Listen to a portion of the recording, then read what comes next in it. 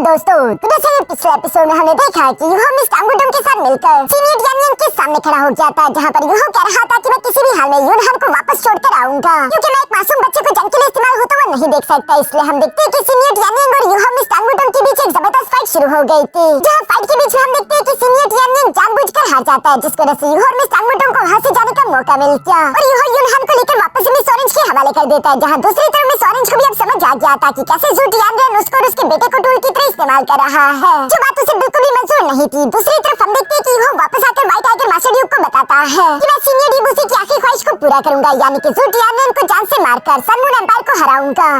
अब आगे तो नेक्स्ट एपिसोड की शुरुआत यहाँ सीगोल्ड पैलेस की मीटिंग रूम से शुरू होती है, जहाँ यूहो बता रहा था जैसा कि हम सब लोग अच्छे से जानते हैं कि सन मून एम्पायर हमसे ज्यादा एडवांटेज में है और उनकी एडवांटेज उनके सोल गाइडेंस टूल टेक्नोलॉजी से उन्हें मिलती है। उनकी सोल गाइडेंस टेक्नोलॉजी हमारी उम्मीद को ऑलरेडी कई गुना सरपास कर चुकी है। यहाँ पर उन लोगों की आर्मी को कमांड्स एम्प्रेस यानी कि goddess of war miss orange से मिलते हैं, जो कि टीचर जीवन के डिसाइपल रह चुके हैं और उसने मिलिट्री स्ट्रेटेजी के हर एक तरीके को मास्टर कर लिया है। वो जंगी मैदान के दांव पेच अच्छे से जानती है, इसलिए मैदानी जंग में उसे हराना काफी डिफिकल्ट होगा। यही वजह है कि हम उससे आमने सामने का मुकाबला नहीं कर सकते। ये सुनकर तो सारे के सारे मास्टर सोच में पड़ गए थे। और ये चैलेंज मिस टाइमिंग यहाँ पर यूहो से कहती है कि वैसे तुम और व्हाइट टाइगर मास्टर ड्यूक किसी सरप्राइज प्लान के बारे में बात कर रहे थे ना, आखिर वो क्या है? इस पर यूहो जवाब देते हुए कहता है कि मेरे पास स्पेक्टर अंडर ड्रल्व है, जिसके इस्तेमाल करते हुए अपने सोल्जर्स को सन मून एम्पायर के बॉर्डर्स की दूसरी तरफ सेंटर में लेकर जा सकता हूँ। मेरे अंडर स्पेक्टर ड्रल्व की वजह से मुझे ये एबिलिटी मिलती है कि अपनी आर्मी को आसानी के साथ सन मून एम्पायर के अंदर तक पहुंचा सकूं। ये सुनकर मास्टर यानी यूहो से सवाल करते हुए पूछता है कि यूहो तुम इस बात की गारंटी कैसे लोगे कि तुम्हारे अंडर स्पेक्टर ड्रल्व में जो अंडर बीस्ट और आर्मीज है वो हमारे लोगों पर हमला नहीं करेंगे? इसकी आखिर क्या गारंटी है? क्या तुम उन्हें कंट्रोल कर सकते हो तब भी जब तुम अंडर स्पेक्टर ड्रल्व के अंदर मौजूद ना हो? ये सुनकर यूहो खड़े होकर जवाब देते हुए कहता है कि मैंने पहले ही उसकी तैयारी भी कर ली है। जो कहते यूहो फिर से चिड़की बजाते हुए यहाँ ज़ाओबेई को बाहर की तरफ समन कर लेता है, जिसे देखकर तो ये सब लोग सरप्राइज हो गए थे और आपस में बातें करते हुए कह रहे थे ये तो काफी ज्यादा पावरफुल स्पिरिट सोल बीस्ट दिखाई दे रहा है। इसके बाद हम देखते हैं कि दूसरी तरफ यहाँ यूहो इन लोगों को अपने अंडर स्पेक्टर ड्रल्व के अंदर ले आया था, जो जगह दिखने में अंदर से काफी ज्यादा बड़ी और खतरनाक थी। यूहो यहाँ पर अपने एल्डर्स को बताता है कि ज़ाओबेई असल में एक्सट्रीम नॉर्थ का आइस बियर किंग था, जो कि 3 लाख साल पुराना एक सोल बीस्ट है, जिसकी सोल जब मेरी स्पिरिट बीस्ट बन गई तो दूसरी तरफ उसकी मेन बॉडी मेरे अंडर स्पेक्टर ड्रल्व के अंदर दोबारा से जाग उठी और वो इस वक्त स्पेक्टर अंडर ड्रल्व के अंदर सबसे पावरफुल अंडर बीस्ट है। जो कहती है अचानक से ज़ाओबेई भी सामने की तरफ आते हुए कहता है और वो मेरी बॉडी का एक्सटेंशन है, यानी कि मैं आसानी के साथ उस पर कंट्रोल कर सकता हूँ। वो मैं हूँ और मैं वो हूँ, एक ही सोल दोनों बॉडीज को कंट्रोल करती है। ज़ाओबेई की ये कहती यूहो एक्सप्लेन करते हुए बताता है कि जब तक आइस बियर किंग यहाँ पर मौजूद है हमारे सोल इंजीनियर ग्रुप्स को यहाँ पर कुछ भी नहीं होगा। ये यहाँ पर एक गार्डियन की तरह काम करेगा ताकि कोई भी अंडर बीस्ट हमारे साथियों को नुकसान ना पहुंचा पाए। वैसे तो यूहो अपने अंडर आर्मी को कंट्रोल कर सकता है, लेकिन अभी यूहो की कल्टिवेशन थोड़ी कम है पूरे के पूरे अंडर स्पेक्टर ड्रल्व पर पूरी तरीके से कंट्रोल करने के लिए। तो यूहो की ये सारी बातें सुनकर आखिरकार हम देखते हैं कि वो सारे के सारे एल्डर्स भी यूहो पर एतबार करते हुए मान जाते हैं। दूसरी तरफ हम देखते हैं कि यूहो यहाँ पर एल्डर्स से रिक्वेस्ट करते हुए कहता है कि मैं चाहता हूँ कि आप लोग टेम्परेरी ही सही पर शेकी एकेडमी के सोल इंजीनियर ग्रुप्स की कमांड मेरे हवाले कर दो, क्योंकि इस वक्त मेरे सामने एक बहुत बड़ी अपॉर्चुनिटी है जिससे फायदा उठाने के लिए मुझे उस आर्मी की जरूरत पड़ेगी। जो सुनकर एल्डर जुआन इसके लिए मान जाता है और वो यूहो से कहता है कि हमारे अल्टीमेट सोल्जर यूहो मैं तुम्हें शेकी एकेडमी के सोल इंजीनियर लीजेंड का कमांडर चूज करता हूँ ताकि तुम दुश्मनों के बॉर्डर के दूसरी तरफ अपने मिशन को सरअंजाम दे सको। ये कहते हुए यूहो को कमांडर का बैच दे देते हैं, साथ ही साथ वो यूहो से कहते हैं लेकिन सावधान रहना, जिस पर यूहो भी हमें जवाब देता है। दूसरी तरफ हम देखते हैं जहाँ एल्डर सोंगयन से यूहो से कह रही थी कि एकेडमी की सीनियर लीडरशिप भी तुम्हारी मदद करने के लिए यानहुन एम्पायर के फ्रंट लाइन पर सपोर्ट करने के लिए पहुंच जाएगी ताकि ज्यादा से ज्यादा सोल्जर उन लोगों को वहाँ पर भिजवाने पड़े। इस तरह से सन मून एम्पायर डिस्ट्रैक्ट हो जाएगा और अंदर की तरफ मौजूद ये मिशन टैंक सेट की सारी लाइट फोर्सेस सरअंजाम देगी। जो सुनकर यूहो और मिस्टर बीबी दोनों ही इस बात के लिए मान चुके थे। इसके बाद हम लोगों को नेक्स्ट डे मॉर्निंग का सीन दिखाया जाता है, जहाँ सारे के सारे एल्डर्स और सोल्जर्स मैदान में पहुंच चुके थे। तभी अचानक यूहो भी वहाँ पर धीरे-धीरे से सामने की तरफ से चलता हुआ आ गया, जो कि सोल्जर्स को बताता है कि हमें जासूसों से खबर मिली है जैसा कि हमने सन मून एम्पायर के एक्शंस को प्रेडिक्ट किया था वो बिल्कुल वैसे ही चल रहे हैं। उन लोगों ने ऑलरेडी अपने सोल्जर्स को साउथर्न ईस्ट यानहुन एम्पायर की बॉर्डर की तरफ रवाना कर दिया है।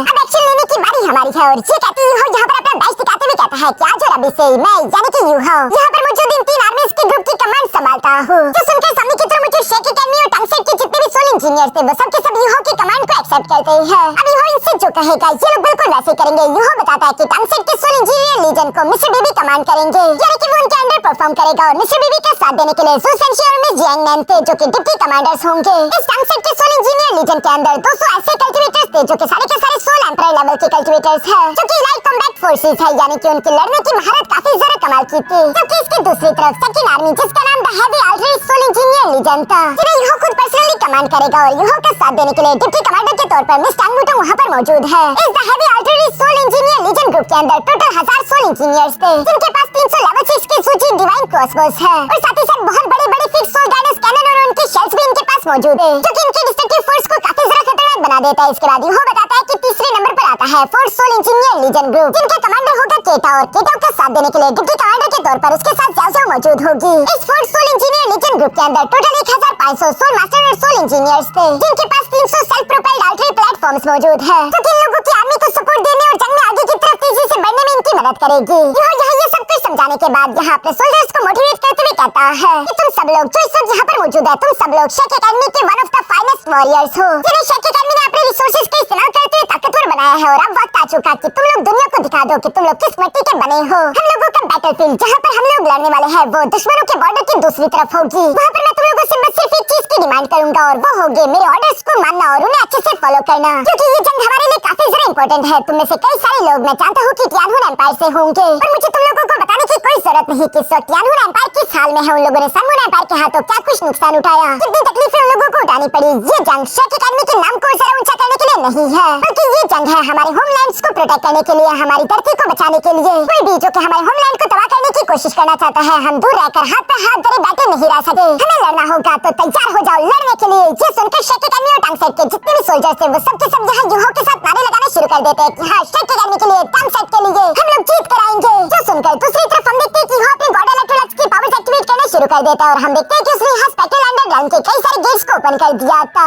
जिन गेट्स के ऊपर होते ही हम देखते हैं कि मिस टांगोटोंग मिस्टर बेबी यहाँ पर सोल्जर्स को ऑर्डर देते हुए कहते हैं कि चलो गेट्स के अंदर ऑर्डर्स में जाना शुरू करो। जो सुनते ही सोल्जर्स तरतीब के साथ धीरे-धीरे करके यहाँ लाइंस बनाते हुए गेट्स के अंदर एंटर होने लगे। टोटल यहाँ पर 2700 सोल्जर्स की एक आर्मी मौजूद थी और ये सारी की सारी आर्मी स्पेक्ट्रल अंडरग्राउंड में सिर्फ 15 मिनट के अंदर ही एंटर हो जाती है, जबकि स्पेक्ट्रल अंडरग्राउंड के गेट्स को ओपन करने में यूहो को 4-5 मिनट लगते हैं। यानी कि टोटल अगर हिसाब लगाया जाए तो यूहो यहाँ मिस्टर बेबी को बताता है कि सिर्फ 20 मिनट के अंदर हम लोग सनमून एम्पायर की किसी भी लोकेशन में एंटर होते हुए अपनी सारी आर्मी को बाहर की तरफ बुलवाकर फौरन से हमला कर सकते हैं, जिस पर यूहो के दोस्त भी काफी ज्यादा खुश हो गए थे। दूसरी तरफ यूहो अपने दोस्तों से कहता है कि अब तुम लोग भी स्पेक्ट्रल अंडरग्राउंड गेट के अंदर एंटर कर जाओ। जिन गेट्स के क्लोज होने के बाद यूहो खुद सनमून एम्पायर की तरफ जाएगा और जब यूहो चुपके से उनकी ट्रैकी के अंदर घुसपैठ कर ले, उसके बाद वो लोकेशन पर पहुंचते ही स्पेक्ट्रल अंडरग्राउंड के गेट्स को दोबारा से ओपन कर देगा। यूहो के दोस्त ये सारी बातें सुनकर फौरन से स्पेक्ट्रल अंडरग्राउंड के गेट्स के अंदर एंटर कर जाते हैं। दूसरी तरफ हम देखते हैं कि मास्टर स्वान ने भी यूहो को जाने की इजाजत दे दी थी। जो सुनते यूहो फौरन से सनमून एम्पायर की तरफ रवाना हो गया। रास्ते में जाते हुए यूहो को यहाँ सनमून एम्पायर के सोल्जर्स भी देखने को मिलते हैं, जो कि जासूसों की खबर के मुताबिक बिल्कुल साउथर्न ईस्ट टियानहुन एम्पायर के बॉर्डर की तरफ बढ़ रहे थे। यूहो यहाँ पर इन सबको इग्नोर करते हुए इसी तरह आगे की तरफ बढ़ता रहा और वो सनमून एम्पायर के बॉर्डर की तरफ जब जा रहा था, रास्ते में उसे कई सारे high altitude soul detection soul guidance tool देखने को मिलते हैं, जिनकी तरह पिछले हमले की वजह से सनमून एम्पायर ने दुगनी कर दी थी। यानी यूहो के अलावा कोई भी सनमून एम्पायर के अंदर घुसपैठ नहीं कर सकता, सिर्फ यूहो ही है जो कि अपने ऑरा को पूरी तरीके से कंसील करके यहाँ उन सोल डिटेक्शन टूल के अंदर से इनविजिबल होकर गुजर रहा है। आगे की तरफ बढ़ते हुए यूहो को एक आर्मी के कैंप देखने को मिला था, जहाँ पर यूहो देखते हुए अपने मन में कहता है कि ये जगह तो defensive soul guidance tool soul detection soul guidance tool से भरी पड़ी है, जबकि यहाँ पर दर्जनों सोल इंजीनियर्स भी मौजूद है। इसके अलावा सोल गाइडेंस कैनन की तादाद भी यहाँ पर बहुत ही ज्यादा है। यूहो को ये सब कुछ अपने सोल डिटेक्शन की वजह से देखने को मिल रहा था। साथ ही साथ यूहो को ये भी जानने को मिलता है कि इन सब में से सिर्फ एक ही आदमी सबसे ज्यादा ताकतवर है, जो कि एक लेवल 8 का सोल इंजीनियर है और वो सोल डोलू लेवल का कल्टिवेटर है। ये सब जानने के बाद यूहो चूंकि इस कैंप पर हमला करना चाहता था, इसलिए हम देखते हैं कि वो जंगल में एक सेफ लोकेशन पर चला गया, जहाँ पर यूहो अपने स्पेक्ट्रल अंडरग्राउंड के गेट्स को ओपन करना शुरू कर देता है और उसके अंदर से हम देखते हैं कि यहाँ यूहो के सोल गाइडेंस लीजन की आर्मी धीरे-धीरे करके निकलते हुए बाहर की तरफ आना शुरू हो गई। जहाँ यूहो अपने दोस्तों को दुश्मनों की लोकेशन बताते हैं, उनसे कहता है कि हमला करने के लिए खुद को तैयार करो। तब तक मैं और मिस टांगोटोंग यहाँ मेहमानों से जरा मिलकर आते हैं, जिस पर मिस्टर बेबी जवाब देते हुए कहता है कि ठीक है, जैसा तुम कहो, लेकिन अपना ध्यान रखना।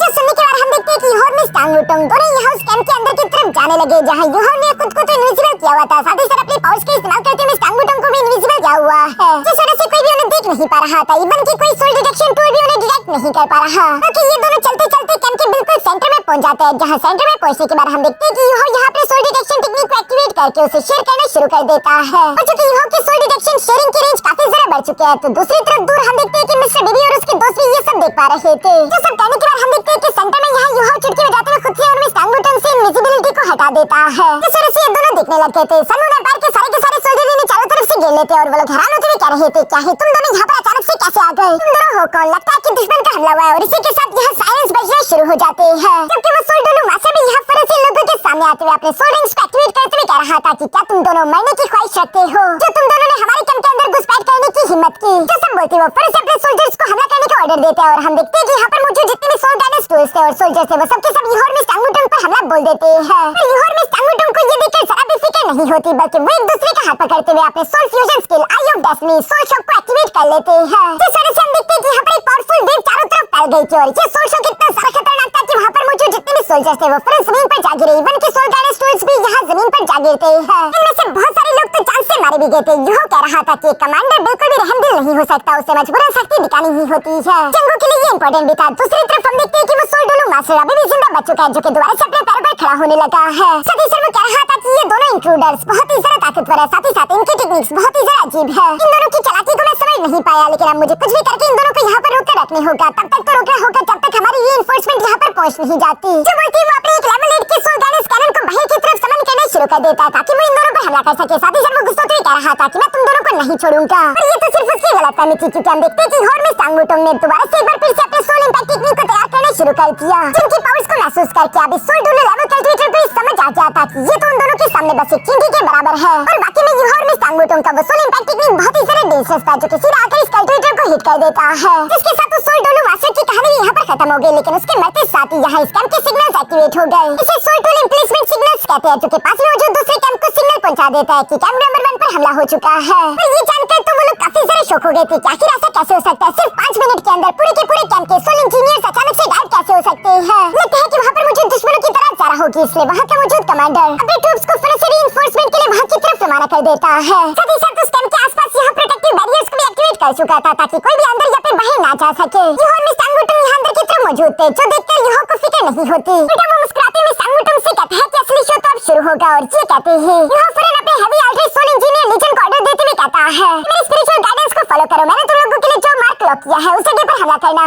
इस अटैक के लिए तुम लोगों को रैंक 4 के फिक्स सोल गाइडेंस शेल्स का इस्तेमाल करना है। यूहो का ऑर्डर सुनते हुए heavy artillery soul engineer legion बिल्कुल ऐसे ही करने लगे, क्योंकि हवा में मौजूद high altitude detection soul guidance tools को डिस्ट्रॉय करने के साथ साथ यहाँ उस प्रोटेक्टिव बैरियर को भी पेनिट्रेट कर देते हैं। साथ ही साथ ये रैंक 4 के सोल गाइडेंस शेल इतने ज्यादा खतरनाक थे कि ये पूरे के पूरे कैंप में तबाही मचा चुके, जिस वजह से सनमून एम्पायर के अंडरग्राउंड सप्लाई डिपोट यहाँ जाहिर हो जाते हैं। उनके दरवाजे ओपन हो चुके थे, जिनके अंदर उन लोगों के बहुत ही कीमती मटेरियल्स मौजूद होंगे। इसलिए हम देखते हैं कि केटो यहाँ अपने force soul guidance legion group के साथ आगे बढ़ना शुरू हो जाता है, जहाँ पर ये लोग अपने सेल्फ प्रोपेलिंग आल्ट्री प्लेटफॉर्म्स का इस्तेमाल करते हुए सारे के सारे मटेरियल्स कलेक्ट करके वापस अनएक्सपेक्टेड रन के अंदर लेकर जाएंगे। ये सब काम रीइंफोर्समेंट की यहाँ से पोजीशन से पहले खत्म करना है। दूसरी तरफ हम देखते हैं कि मैं जैंग ने यूहो की मन ही मन तारीफ करते हुए कह रही थी कि यूहो ने अनएक्सपेक्टेड रन के गेट्स को ओपन करके मेंटेन रखा हुआ है। इसके अलावा वो हमले करने की पोजीशन और साथ ही साथ अपने सोल डिटेक्शन शेयरिंग भी सब लोगों के साथ शेयर कर रहा है, जो कि बहुत बड़ी बात है। ये पूरा की पूरा चेन ऑफ कंट्रोल यूहो अकेले संभाल रहा था, जो किसी भी जंग में यूहो की लीडरशिप को अच्छे से दर्शाता है। उसकी लीडरशिप के चलते चलते ये मिशन बहुत ही ज्यादा आसान दिखाई दे रहा है। सब कुछ बहुत ही अच्छे से चल रहा था, तभी अचानक यूहो साइड की तरफ देखते हुए कहता है कि आखिरकार वो लोग आ गए। यहाँ यूहो रीइंफोर्समेंट की बात कर रहा है, जो कि यूहो को उसके सोल डिटेक्शन टेक्निक की वजह से पहले से ही दिख रही थी। और वो जैसे यूहो की रेंज में आई वो फिर से यहाँ पर ज़ू सेंशी को ऑर्डर देते हुए कहता है कि हमला करो। ये सुनती यूहो के जितने भी फिक्स सोल गाइडेंस कैनन या फिर ज़ूजी डिवाइन क्रॉसबोस थे वो फिर से उन रीइंफोर्समेंट्स पर हमला करना शुरू कर देते हैं। साथ ही साथ यूहो ने रिट्रीट का ऑर्डर दे दिया था, जो सुनते केटो अपने फोर्स सोल रीजन ग्रुप को ऑर्डर देते हुए कहता है कि चलो यहाँ से वापसी शुरू करो, जल्दी जल्दी, हमारे पास ज्यादा टाइम नहीं है। ये सुनती सारे के सारे सोल इंजीनियर लीजन अपने सोल गाइडेंस टूल्स के साथ वापस से अनएक्सपेक्टेड रन की गेट्स की तरफ बढ़ने लगे। जैसे यूहो और उसके दोस्त यहाँ से रवाना होते हैं, तब तक हम देखते हैं कि पीछे की तरफ से सनमून एम्पायर की रीइंफोर्समेंट वहाँ पर पहुंच चुकी थी। यूहो ने पहले ही एक लोकेशन को चूज करके वहाँ पर हमला करने का ऑर्डर दे दिया था, जहाँ पर पहले तो यूहो और उसके साथी थे, लेकिन चूंकि वो लोग रिट्रीट करके वहाँ से जा चुके हैं, तब तक हम देखते हैं कि सनमून एम्पायर और उनके सोल्जर्स वहाँ पर पहुंच गए। वो लोग हैरान होते हुए कह रहे थे कि आखिर दुश्मन यहाँ से कहाँ पर चले गए। कुछ देर पहले तो वो लोग यहीं पर थे, क्योंकि अभी भी उनके निशान यहाँ पर देखे जा सकते हैं। इससे पहले कि वो लोग कुछ समझ पाते, तब तक हम देखते हैं कि वाल्ट्री शेल यहाँ पर पहुंच चुके हैं। जो देखकर तो इन लोगों की आंखें पटी की पटी रह गई थी। इन लोगों के कुछ भी समझने से पहले इन लोगों का किस्सा खत्म हो चुका था, क्योंकि यूहो और उसके सोल्जर्स तो पहले ही यहाँ पर सारे के सारे सोल गाइडेंस टूल्स और मटेरियल्स लेकर यहाँ से जा चुके थे। यहाँ पर ये पहला स्टेप तो काफी अच्छे से गुजर गया था, जहाँ यूहो और उसके सोल्जर्स में से किसी की जान नहीं गई। इन्होंने सक्सेसफुली 2 कैंप्स के सोल्जर्स को खत्म कर दिया। साथ ही साथ इन लोगों को कई सारे सोल गाइडेंस टूल्स और मटेरियल्स भी मिल चुके थे, जिन्हें लेकर ये लोग खुश होते वापस अनएक्सपेक्टेड रन के अंदर आ जाते हैं। जहाँ वापस आने पर ज़ू सेंशी तो बहुत ही ज्यादा खुश था और वो अपने साथियों से कह रहा था कि इस बैटल में तो मजा ही आ गया। हम लोगों ने सनमून एम्पायर के इतने सारे सप्लाईज कैप्चर किए हैं, जबकि हमें जरा भी नुकसान नहीं उठाना पड़ा। यूहो तुम तो वाकई में कमाल के हो। अगर हम इसी तरह से लड़ते रहे तो सनमून एम्पायर को बहुत सारे नुकसान होगा और हम जल्दी अमीर हो जाएंगे। तो सब सुनकर यूहो भी मुस्कुराते हुए यहाँ ज़ू सेंशी के पास आ जाता है। दूसरी तरफ ज़ू सेंशी सवाल करते हुए पूछता है कि अब हमें क्या दूसरे कैंप की तरफ बढ़ना चाहिए।